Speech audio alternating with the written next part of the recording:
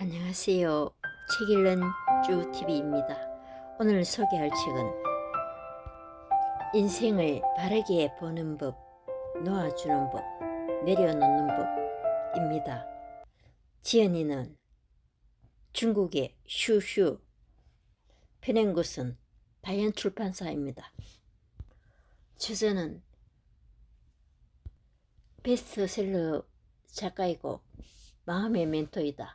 높은 연봉의 직장을 그만두고 베이징 시샨에서 은거에 가까운 생활을 하며 힐링에 관한 글을 전문적으로 쓰고 있다.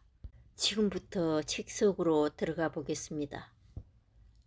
마음이 평안한 길을 따르라. 요즘 사람들이 가장 필요로 하는 것은 무엇일까? 돈, 사랑, 명예, 명성? 모두 아니다.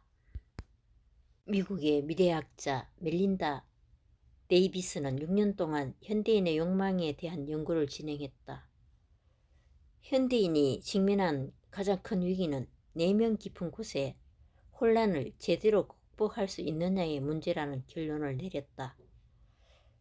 인류의 원시적인 욕망이 과거의 의식주, 권력, 성애에서 내면의 조화로운 상태 축으로 옮겨갔다는 것이다. 그러므로 지금 현대인에게 가장 필요한 것은 차도 집도 최첨단 과학기기도 아니다. 건강, 행복, 평화로운 마음의 정서가 가장 필요하다. 먹고 살기 어려운 시대에는 의식주 문제를 해결하는 것이 인간의 가장 근원적인 욕망이었다. 그러나 이 문제가 해결된 지금 현대인에게는 새로운 생존 욕망이 생겨났다. 바로 마음의 평안과 궁극의 행복을 얻고자 하는 욕망이 바로 그것이다. 우리의 마음은 한 가닥 길과 같다. 그래서 마음이 열려있는 사람에게는 길도 열리고 계속 넓어진다.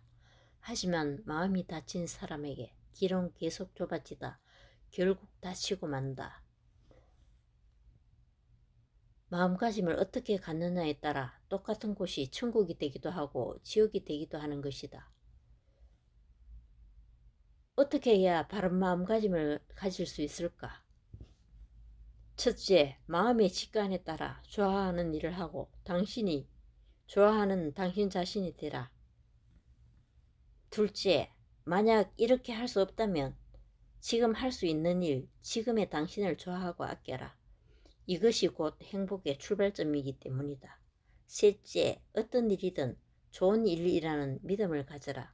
당신이 겪는 모든 일은 장차 소중한 자산이 되어 당신의 인생을 더욱 풍성하게 만들어 줄 것이다. 지금 당장은 손에 잡히는 것이 없더라도 언젠가 반드시 수확을 얻을 것이다. 넷째, 어떤 길이든 평탄하기만 한 길은 없음을 명심하라. 살다 보면 어려움이나 불행, 상처나 좌절을 만나기 마련이다. 그럼에도 해바라기가 해만 바라보고 위쪽으로 자라나듯 포기하지 않고 행복을 향해 끊임없이 정진하다 보면 어느새 행복 속에서 인생이 훨씬 단순하고 아름다워질 것이다. 내일 일은 내일에, 오늘 일은 오늘에. 인생은 여름날의 강물처럼 느릿하게 흘러간다. 20살 때에는 나이 30에 생길 주름 때문에 미리 고민하거나 나이 신에 올 노화 때문에 미리 슬퍼하지 말아야 한다. 살아있는 동안에는 죽음이 올까 두려워할 필요도 없다. 올 것은 오고 갈 것은 가게 두어라. 지금 우리가 할 수 있는 일은 매 순간을 소중하게 여기며 최대한 행복하기 위해 노력하는 것뿐이다. 그러나 안타깝게도 많은 사람이 이 중요한 사실을 잊고 산다. 불행한 사람들은 대부분 내일을 걱정하거나 어제를 후회하느라 오늘을 흘려보낸다. 사하라 사막에서는 잿빛 모래지는 건기가 올 때쯤 풀뿌리를 모아 저장하기 시작한다. 이른 아침부터 늦은 저녁까지 온 사막을 죄다 헤비고 다니며 열심히 풀뿌리를 모은다. 그런데 건기를 날 수 있을 만큼 충분히 풀뿌리를 저장한 뒤에도 모래지들은 여전히 끊임없이 풀뿌리를 찾아다닌다. 그렇지 않으면 불안감에 떨며 날카로운 소리로 울어댄다. 모래쥐 한 마리가 끈기를 나기 위해 필요한 풀뿌리는 2kg 정도이지만 실제로 모아들이는 양은 10kg이 넘는다. 그중 대부분은 썩어버리는데도 모래쥐들은 여전히 풀뿌리를 필요 이상으로 모아들인다. 연구에 따르면 모래쥐의 이러한 습성은 유전인자에 의해 결정된 것이라고 한다. 다시 말해 모래쥐는 태생적으로 걱정이 많다. 그래서 고통과 피곤에 시달리면서도 필요한 양의 몇 배, 심지어 몇십 배나 많은 풀뿌리를 모은다. 순전히 걱정 때문에 하지 않아도 될 고생을 하는 것이다.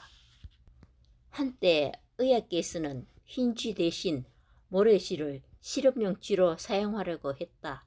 모래쥐가 흰쥐보다 몸집이 크고 약물에 대한 반응도 더 정확했기 때문이다. 그러나 이 시도는 모래쥐의 습성 탓에 결국 실패하기 말았다. 모래쥐들은 우리에 갇힌 채 풀뿌리를 찾지 못하게 되자 이미 충분한 양의 먹이가 있는데도 습관적인 불안과 걱정에 시달렸다. 결국 먹이는 입에 대지 않은 채 하나 둘씩 죽어버렸다. 의학계가 판단한 사망 원인은 바로 극도의 불안감으로 인한 스트레스였다. 결국 모래쥐는 잠재의식 속에 깊이 뿌리 박힌 걱정 때문에 실제로 있지도 않은 심리적 위협에 시달리다 죽은 셈이다. 인간이라고 모래쥐와 다를까? 물질적으로 풍족하고 가정도 화목하며 부부관계도 원만한 여자가 매일 죽지 못해 산다고 하면 믿을 수 있겠는가? 내가 아는 사람 중에 정말 그런 사람이 있다. 그녀는 전업주부다. 공기업에 다니는 남편은 무슨 일이든지 그녀가 원하는 대로 해준다. 시댁과 친정에 있어도 사랑을 담뿍 받고 있고 집도 차도 있으며 충분한 자유도 있다. 그야말로 부러울 것도 아쉬울 것도 하나 없는 인생인 것이다. 하지만 내 눈에는 그녀가 시골 촌부의 아내만큼도 행복해 보이지 않는다. 왜일까? 이유는 단순하다. 쓸데없는 걱정을 너무 많이 하기 때문이다. 나와 메신저로 전화할 때마다 그녀는 끊임없이 걱정거리를 늘어놓는다. 동네에 괜찮은 유치원이 없는데 나중에 아이가 생기면 어찌해야 할지 고민이에요. 혹시 남편 회사가 망하면 어쩌죠? 난 회사도 안 다니는데 어떻게 살지요? 지금은 시부모님이 시골에 계시지만 나중에 모시고 살아야 할 것을 생각하면 벌써 답답해요.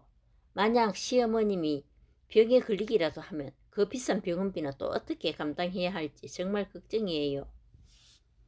사실 그녀의 걱정거리 중 19은 하지 않아도 될 걱정이다. 그녀는 아직 아이도 없고 시부모 역시 건강하며 심지어 시부모는 시골 집을 떠날 생각조차 없다고 한다. 그럼에도 그녀는 늘 일어나지 않는 일들을 걱정하느라 전전긍긍이다. 행복한 인생을 사는 비결은 단순하다. 사람, 장소, 시간 모두 현재를 최우선으로 살면 된다. 그런데 우리는 잠시도 쉬지 않고 머리를 굴리면서 과거를 회상하거나 미래를 상상한다.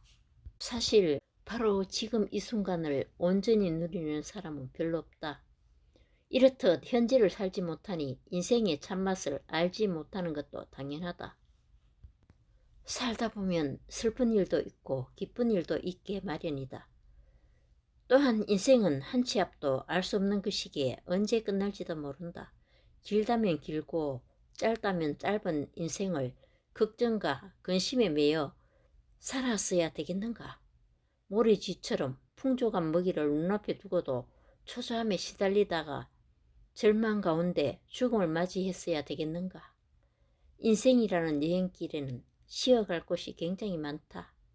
쉬어갈 곳을 만나면 조급해하지 말고 충분히 쉬어가라. 항상 모든 짐을 죄다 둘러매고 있을 필요도 없다. 오늘은 오늘의 짐만 짊어지면 된다. 우리는 초능력자가 아니기 때문에 쓸 수 있는 힘과 능력의 한계가 있다. 그러니 내일의 문제를 오늘 해결하려고 애쓰지 마라. 내일의 걱정은 내일에 맡기고 어제의 걱정은 어제에 버려두어라. 오늘 바로 지금 이 순간만이 당신이 충실해야 할 유일한 시간이다. 탐욕과 오만함과 부박함, 마음을 불안하게 하는 원흉.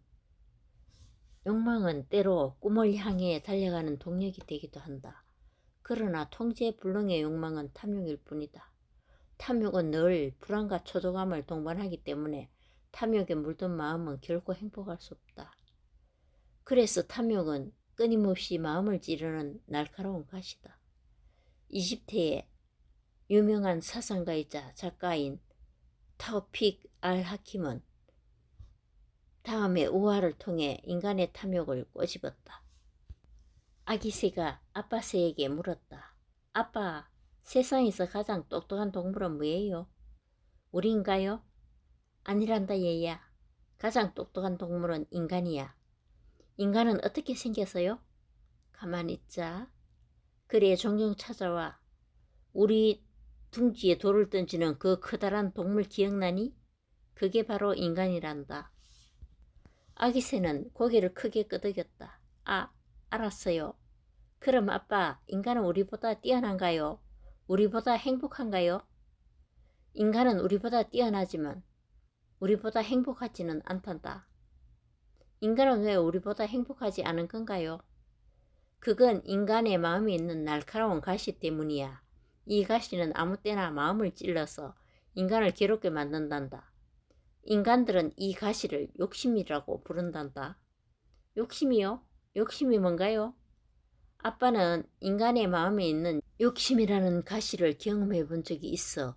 얘야, 너도 직접 보고 싶니? 네, 보고 싶어요. 자, 저기서 잘 지켜보고 있다가 인간이 나타나면 아빠를 부르렴. 그럼 내가 인간의 마음속에 있는 가시를 보여주마.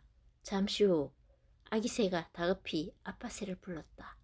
아빠, 저기 인간이 와요. 아빠 새가 아기 새에게 말했다. 잘 들어라. 이제 나는 자진해서 인간의 손에 잡힐 거란다. 곧 재밌는 광경이 벌어질 테니 눈 크게 뜨고 잘 보렴. 아기 새가 걱정스러운 얼굴로 말했다. 하지만 아빠, 그러다 다치기라도 하면 어떡해요? 빠져나올 방법이 있단다. 걱정하지 말고 잘 지켜보렴. 아빠 새는 훌쩍 날아올랐다가 일부러 인간 앞에 떨어졌다. 인간은 땅에 떨어진 아빠 새를 얼른 두 손으로 잡더니 신이 나서 외쳤다. 야, 정말 맛있게 생긴 새로구나. 내 얼른 너를 구워 먹을 테다. 그때 아빠 새가 말했다. 나는 작고 마른 새라 살도 별로 없어요. 먹어봤자 간에 기별도 안 간다고요. 하지만 인간은 여럿이 입맛을 다시며 말했다. 뭐 살은 별로 없지만 대신 아주 맛있을 것 같구나. 잠깐 내 말 좀 들어봐요. 내 고기보다 훨씬 더 좋고 유용한 것을 알려줄게요. 사실 나는 부자가 되는 비결 3가지를 알고 있어요. 이것만 안다면 당신도 금세 부자가 될 거예요. 그래? 정말이냐? 그럼 어서 말해봐. 인간의 지축에 아빠 새는 태연하게 말했다. 대신 조건이 있어요. 첫 번째 비결은 그냥 말씀드리죠. 하지만 두 번째 비결은 당신이 날 놓아준 뒤에, 세 번째 비결은 내가 저 나무 위에까지 날아간 뒤에 말해드리겠습니다. 어때요?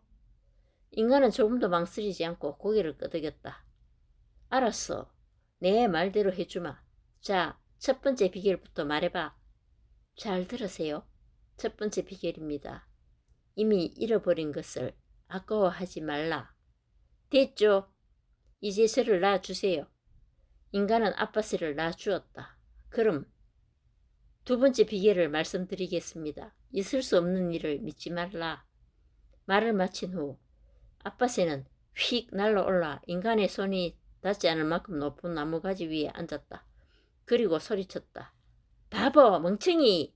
만약 나를 잡아서 내 배를 갈라봤으면 당장에 부자가 됐을 텐데 사실 내 배 속에는 무게가 120g이 넘는 커다란 보석이 있거든. 도시 하나를 살 수 있을 만큼 엄청나게 귀한 보석이지. 인간은 화가 났어. 입술을 피가 나도록 꼭 깨물었다. 그는 나무 위에 새를 죽일 듯 노려보다가 지었다는 목소리로 외쳤다. 제길 약속한 대로 마지막 비결을 알려다오. 아빠 새는 혀를 찼다. 욕심 많은 인간, 욕심 때문에 눈까지 멀었군. 내가 앞서 얘기해준 두 가지 비결도 벌써 잊어버렸는데 세 번째 비결을 말해줘봤자 무슨 소용이 있겠어. 내가 말하지 않았니? 이미 잃어버린 것을 아까워하지 말고 있을 수 없는 일을 믿지 말라고 생각해봐. 이 작은 몸에 어떻게 120g짜리 보석이 들어있겠어.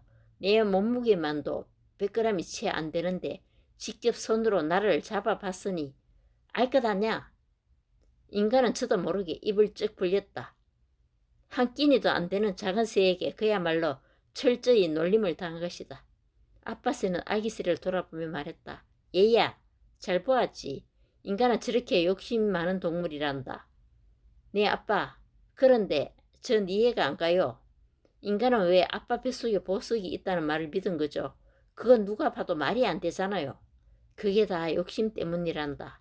욕심 때문에 어리석어지는 것. 그것이 바로 인간이 가진 욕심의 본성이야. 사람은 밥만 먹고 살 수 없다. 신앙, 즉 정신적 가치를 추구한다면 얼마든지 살맛나는 인생을 살 수 있다. 유럽인 관광객 무리가 아프리카의 한 원시 부족 마을에 도착했다. 마치 마을 입구에는 흰옷을 입은 노인이 정자를 한 채 집으로 모자나 가방 같은 물건을 만들고 있었다. 그런데 본업이 장사꾼인 프랑스 한 명이 노인의 물건을 보고 눈을 반짝였다. 하나같이 독특하고 아름다워서 프랑스로 가져가 팔면 분명히 히트를 칠 것 같았기 때문이다. 그는 장사꾼 특유의 머리를 굴리며 노인에게 다가가 말했다. 이것들은 얼마입니까? 종류에 상관없이 하나에 10달러요.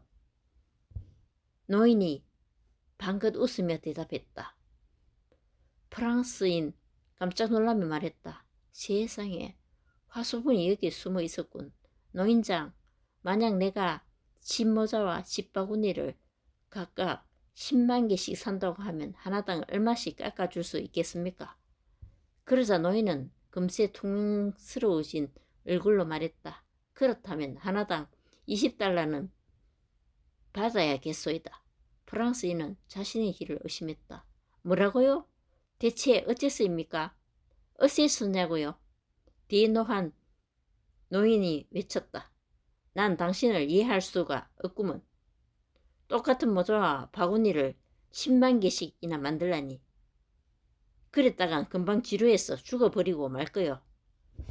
노인의 외침에서 알 수 있듯이 똑같은 일도 좋아서 하느냐 돈 때문에 하느냐에 따라 완전히 달라질 수 있다. 그러니 만약 일에서 받는 스트레스를 줄이고 싶다면 지금보다 조금 더 이상주의가 되도록 하라. 아침부터 저녁까지 온종일 먹고 사는 문제나 돈 문제에만 매달리지 말라는 것이다. 먹고 살기 위해서 일을 하면 할수록 더 피곤하고 짜증스러워질 수밖에 없다. 변화하라. 내게는 막역한 남자 동기 2명이 있다. 한 명은 10년째 알콩달콩 행복한 결혼 생활을 하고 있지만 다른 한 명은 얼마 전에 이혼을 했다. 나는 그 친구의 이혼 이유가 궁금했다. 그의 아내는 보기 드문 미인이라서 궁금증이 더했다. 이유를 묻자 친구가 말했다. 예쁘면 뭐하냐? 같이 사는 게 심심하고 지루한데 처음에야 예쁘니까 좋았지. 그런데 몇 년이 지나도 전혀 변하지를 않더라고. 만날 똑같아. 어느 정도 시간이 지나니까 더 이상 예쁘다는 생각도 안 들고 너무 단조로워 질리기만 했어. 이렇게 평생을 산다고 생각하니 끔찍하더라. 그래서 갈랐었지. 10년째 잘 살고 있는 친구의 부인은 남자 동기들의 아내 가운데 가장 평범하게 생긴 축에 속했다. 하지만 친구의 말에 따르면 자신 부인만큼 매력적인 여자도 없다고 한다. 10년을 한 여자와 살았지만 한 번도 지루하거나 질린 적은 없어. 왜냐하면 내 아내는 항상 변하거든. 그래서 늘 새로워. 좋은 내용 다 전하지 못해 아쉬운 마음입니다. 감사합니다.